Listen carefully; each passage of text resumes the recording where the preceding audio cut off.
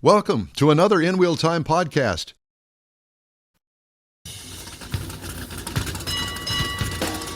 Welcome to the InWheelTime Car Talk Show. Oh my gosh, look who it is. Yeah.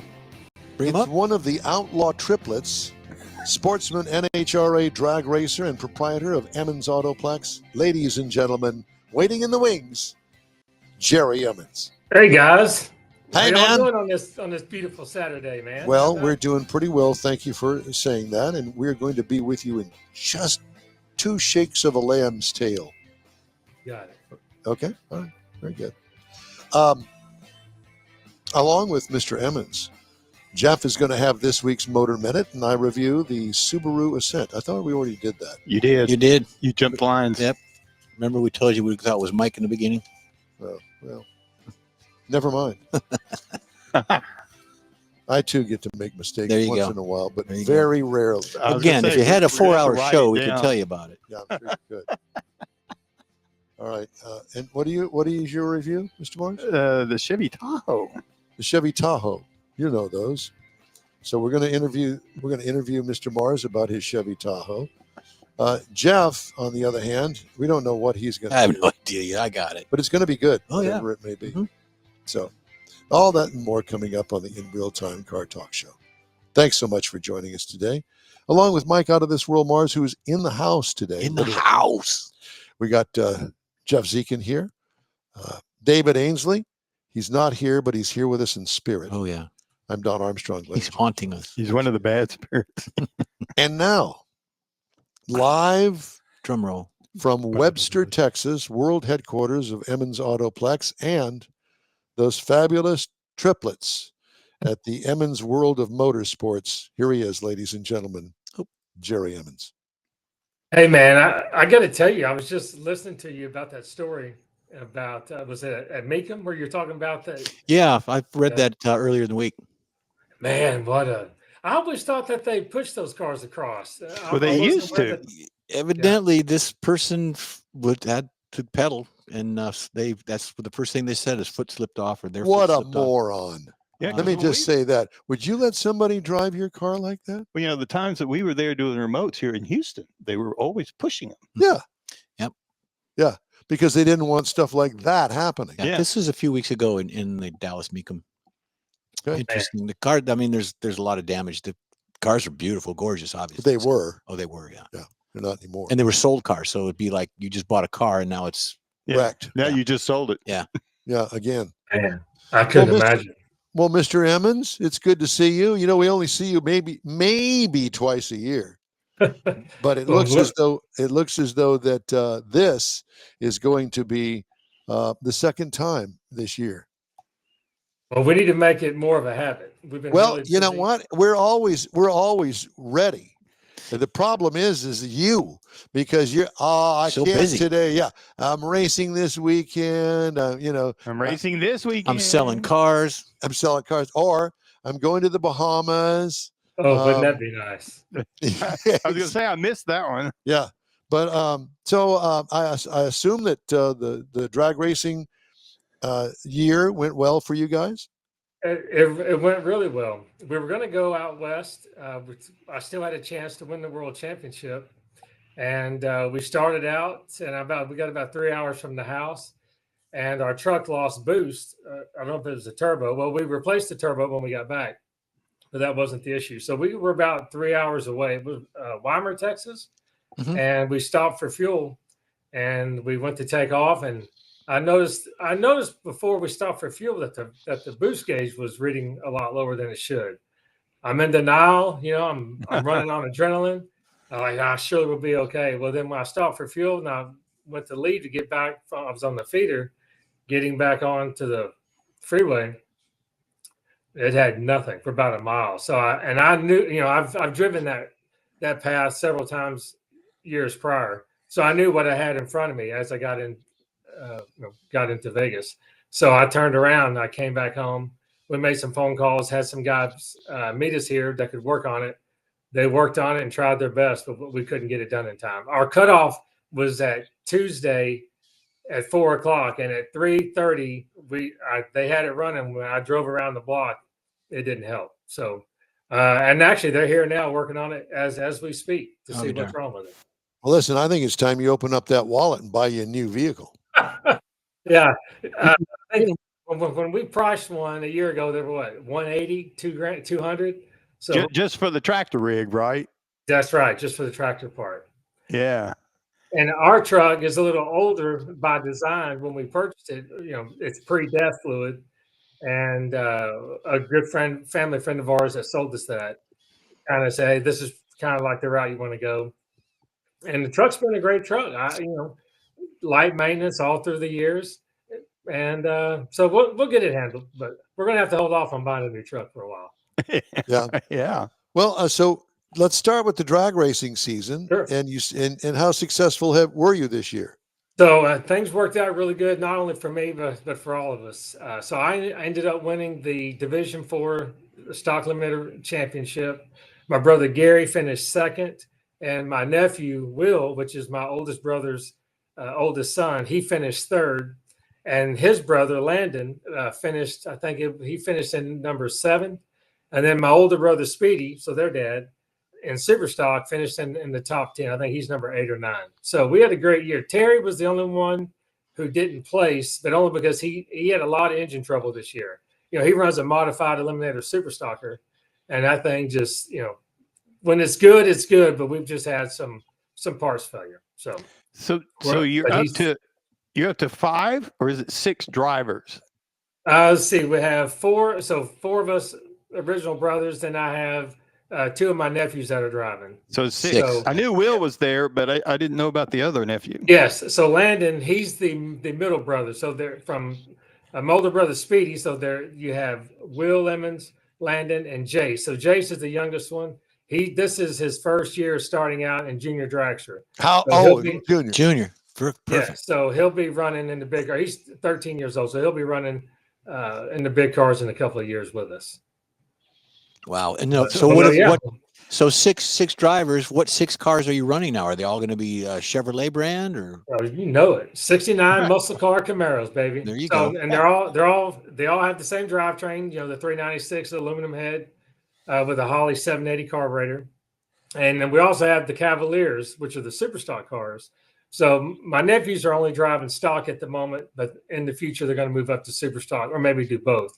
And our plan is where we can all drive 2 cars apiece. But as you guys know, it takes a lot of help to be able to do that. I mean, I scaled back to only 1 car this year, and I'm going to go back to 2 next year. But it takes a lot. It takes a lot of outside help to be able to operate that many cars. So what's going to happen next year when you got one of your old timers like yourself against one of them youngsters up there on a final on the line? Who's going to win?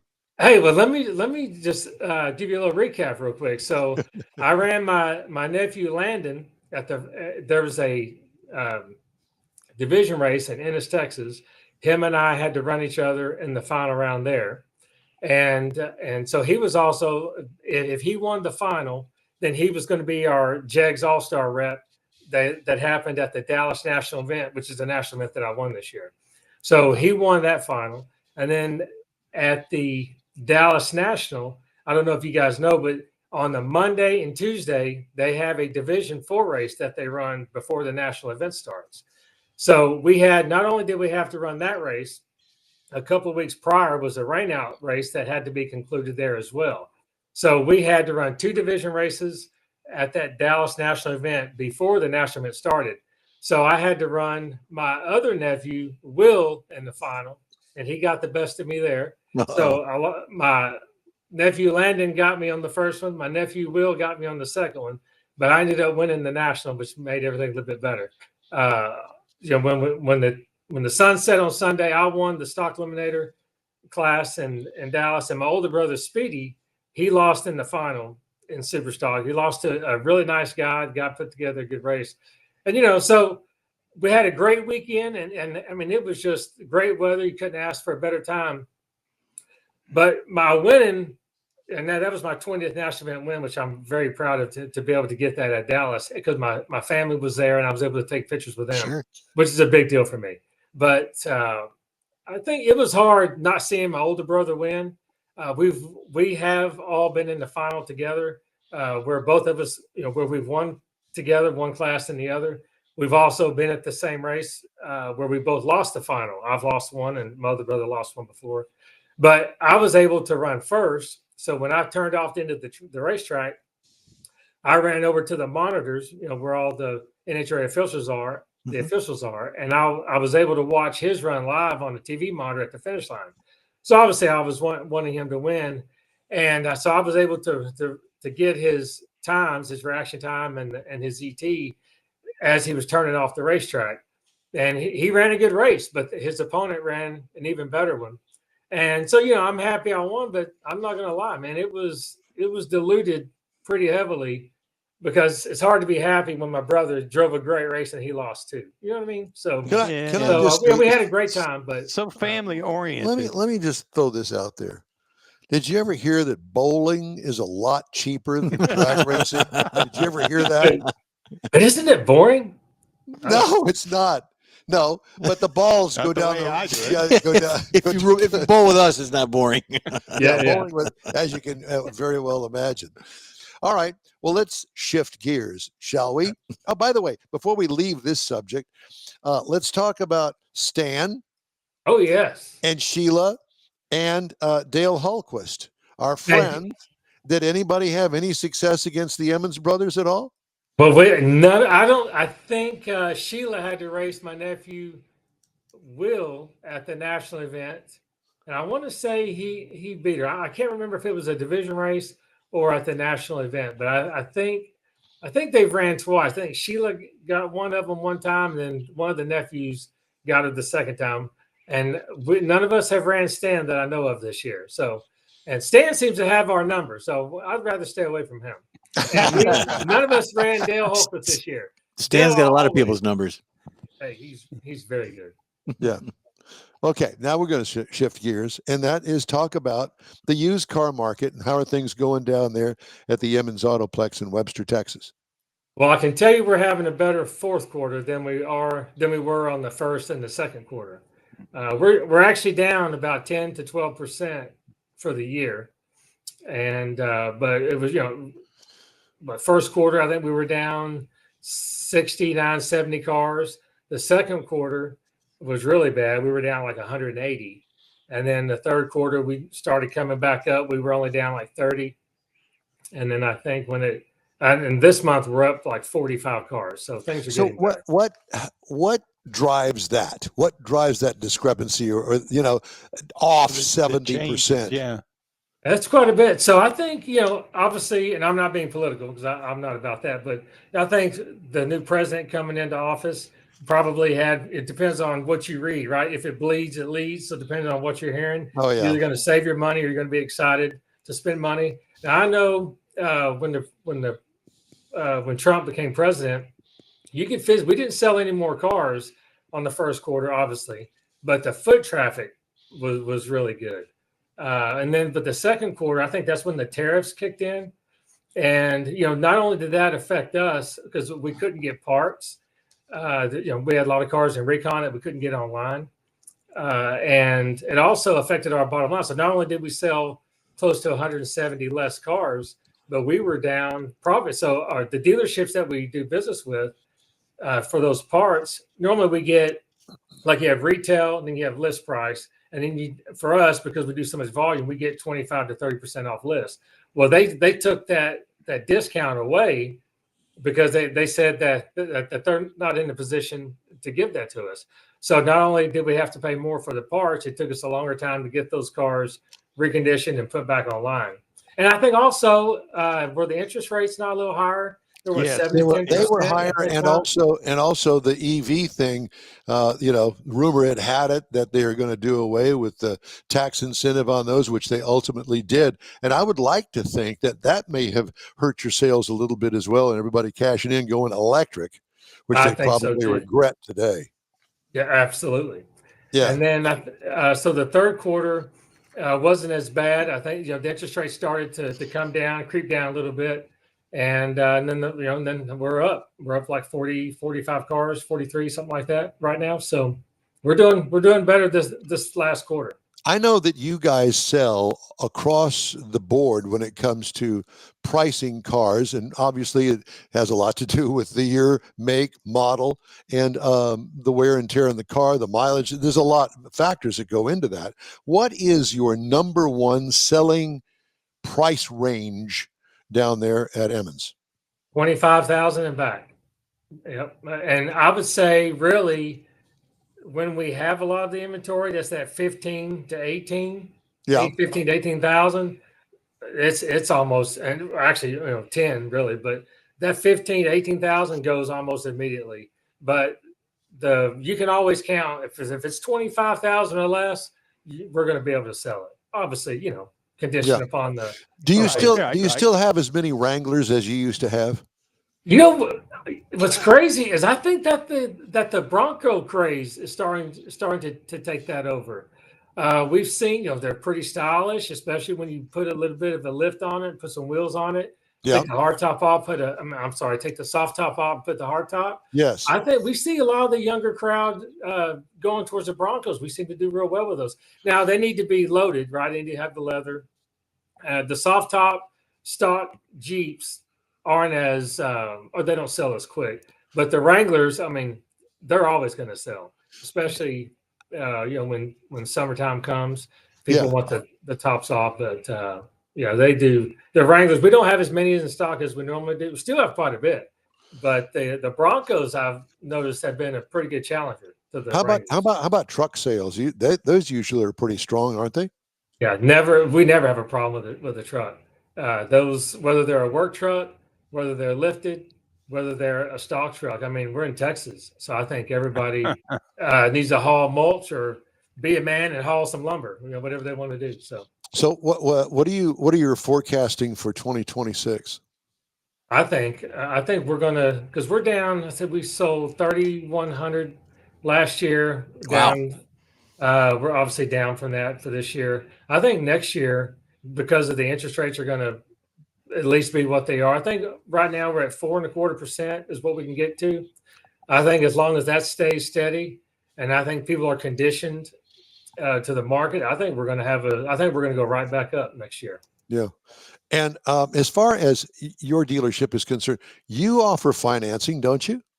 Yeah. Well, we no longer do in-house financing, but we do offer, outside financing to other lenders. You can connect some people. Right. Yeah. Yes. Yeah.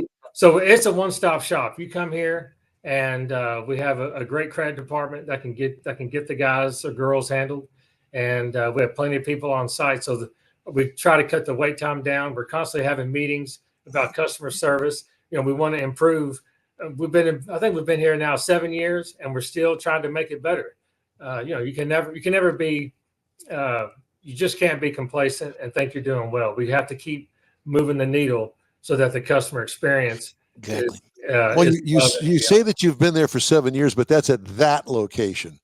Yes, sir. That's correct. Yes. Yeah. So you've been in business a long time, though.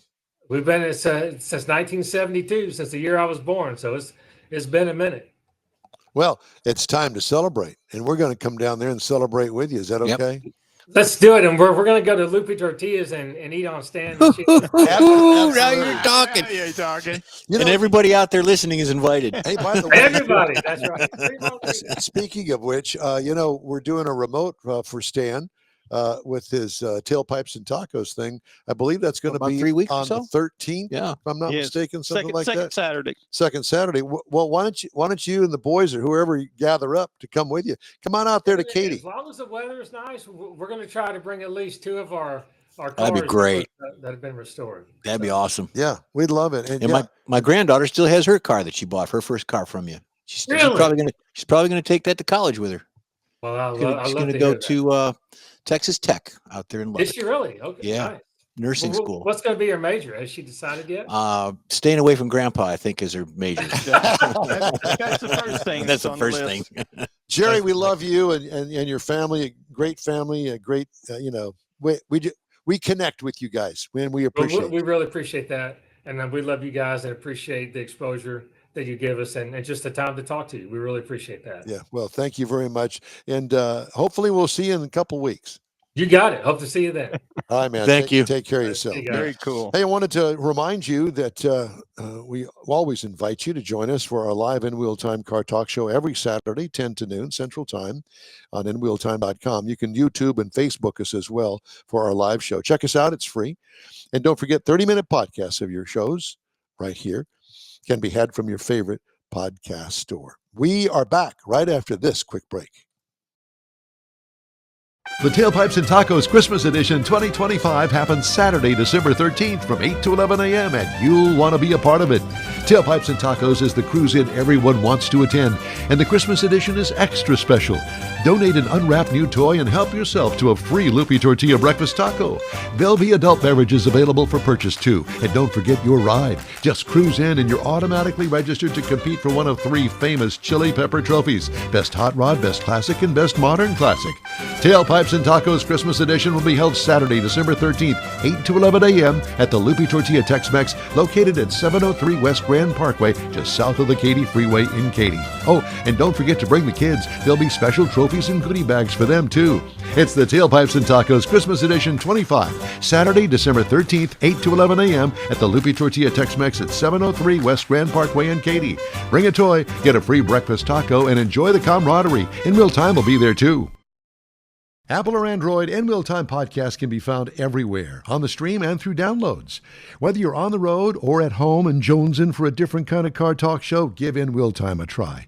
Honest new car reviews, fun, informative interviews with real car people, weekly automotive news, features like Jeff's Car Culture and Mike's Driving Destinations, all on InWheelTime. Check us out on SiriusXM Podcasts, iHeartRadio, or while you're shopping on Amazon through Amazon Music. InWheelTime.com has a list, and we know you love lists. Our talk show. We're on the air live. We are. Coming to you right now. Right. And we've got another 40 minutes of this goodness Awesome. coming your way. Time now for Jeff's Motor Minute. Yeah, old Dale Earnhardt Jr. We've all heard of him. We've heard of Dale Earnhardt, his dad, and his sister Teresa. I'm sorry, his sister Kelly and his stepmother Teresa. This all story goes back many, many years, but the shop and museum that was part of Dale Earnhardt, his legacy, seemingly has a stockpile of pieces of NASCAR history and things, but no one is allowed to go into there because of Teresa. Only 2 fans recently have had the tour of the museum itself since 2001. Clearly, it's been maintained. Features trophy-lined hallways, banquet rooms, race cars, things of that nature related to Dale Earnhardt.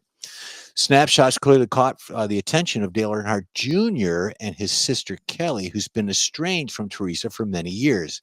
Having left the then Cup Series, the DEI, Dale Earnhardt Incorporated, under a cloud after the 2007 season. So this has been festering a long time.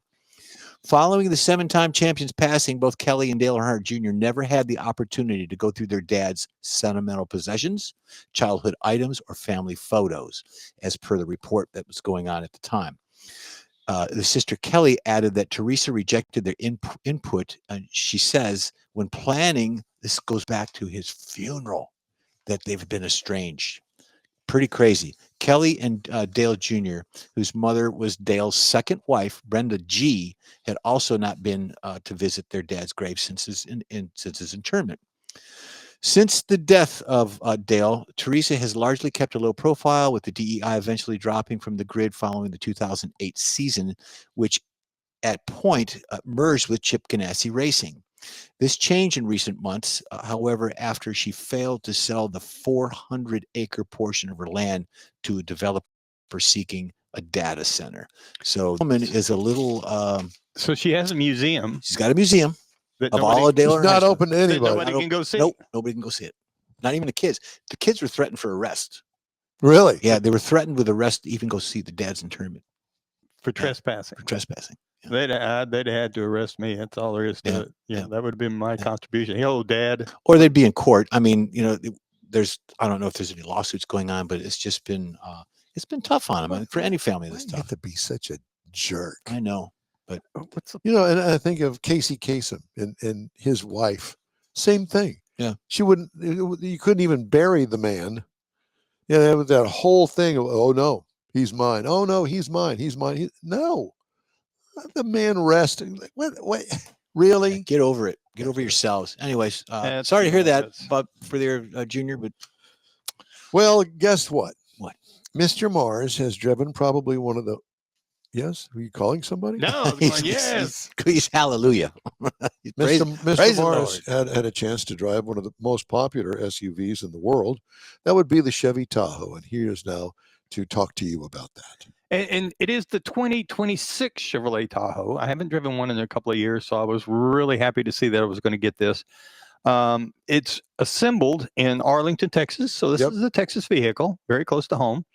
And it comes in 6 different trim levels: LS, LT, RST, E71, which is obviously this off-road suspension. You got the Premier, and then the High Country, the luxury. So we were driving the Premier, the 4-wheel drive trim level. Now, this is considered by the government as a standard SUV that we used to call them full-size SUV, but I guess that means it's standard now, full-size. I had the polar white tri-coat option. I love black and white cars. I love that color combination. Police version. Yes, almost, except it had the white hood instead of the black hood.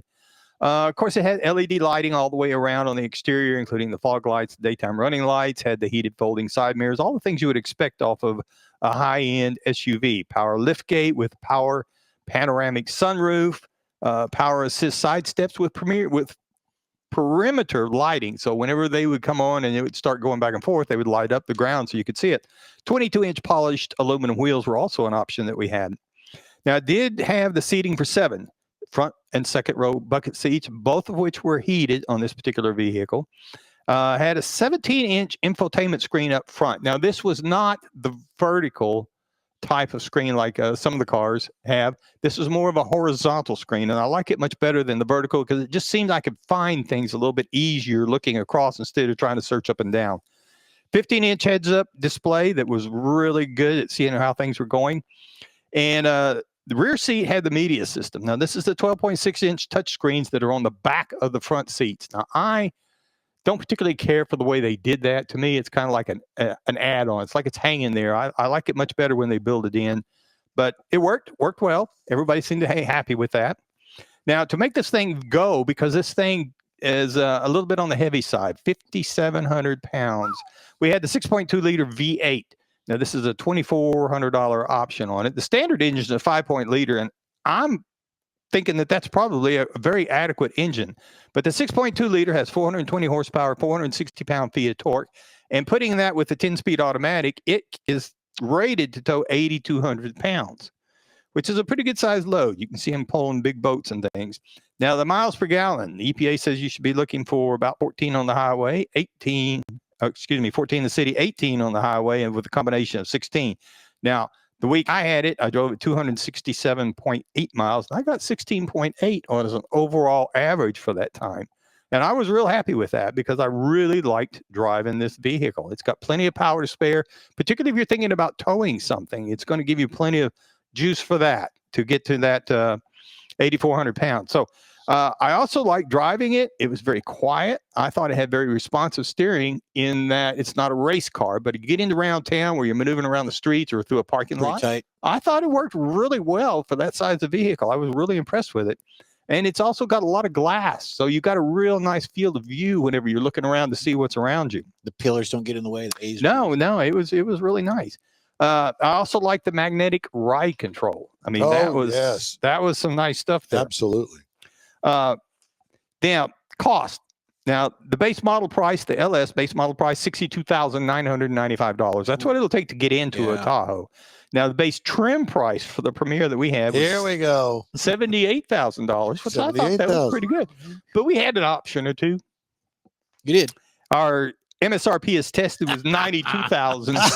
Oh my God. So we had some options, like I say, the paint, the wheels, and lots of other things. The only option that it didn't have is the Cadillac option. That would have been $192,000. Yeah. You got that. We call it an Escalade. If you're looking for something to compare this to, I mean, you could look across at the Ford Expedition of about the same size, $64,995 to get started. Nissan Armada, $58,800. Toyota Sequoia, which is strictly all you're going to get there is a hybrid. You're not going to get a straight gasoline engine, but it's $64,000. Now, the GMC Yukon is the sister vehicle to the Tahoe, or the cousin, whatever you want to call it. And it'll start at about $69,000. But I've always thought the GMC is, it used to be the working man's truck.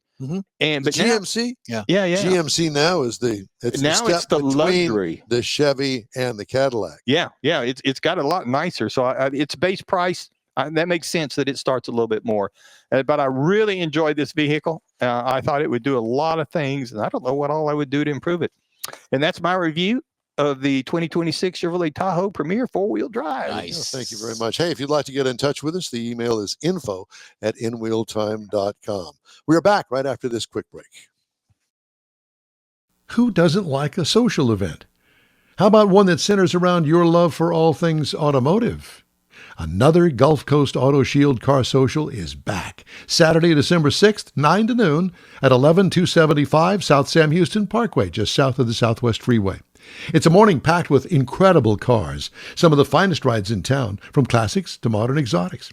Here's your chance to talk to fellow car lovers. Grab a coffee and check out how Gulf Coast Auto Shield keeps these rides looking perfect. Meet the team. Take a look around the shop to see firsthand how Gulf Coast Auto Shield gets the most of the look you're trying to create. InWheelTime will be there with their live car talk show. You might just be one of the guests. Don't miss this free, fun, and fast-paced car gathering of fellow car lovers and their rides. Saturday, December 6th at Gulf Coast Auto Shield, 11275 South Sam Houston Parkway. Bring your car, bring your friends, and bring your love for all things automotive. We'll see you then. The award-winning InWheelTime Car Talk Show now reaches 5.3 million folks each year. Check us out on InWheelTime.com, YouTube, Facebook, and podcasts available from your favorite go-to source, including our live broadcast every Saturday, 10 to noon Central Time. The InWheelTime Car Talk Show has informative automotive guest interviews, new car reviews, along with popular features including driving destinations, Jeff's car culture, latest car news, cruise-ins, and racing days. That's it for this all podcast episode of the InWheelTime.com. InWheelTime Car Show. I'm Don Armstrong, inviting you to join us for our live show every Saturday morning, 8 to 11 a.m. Central on Facebook, YouTube, Twitch, and our InWheelTime.com website. Podcasts are available on Apple Podcasts, Spotify, Stitcher, iHeart Podcast, Podcast Addict, TuneIn, Pandora, and Amazon Music. Keep listening, and we'll see you soon.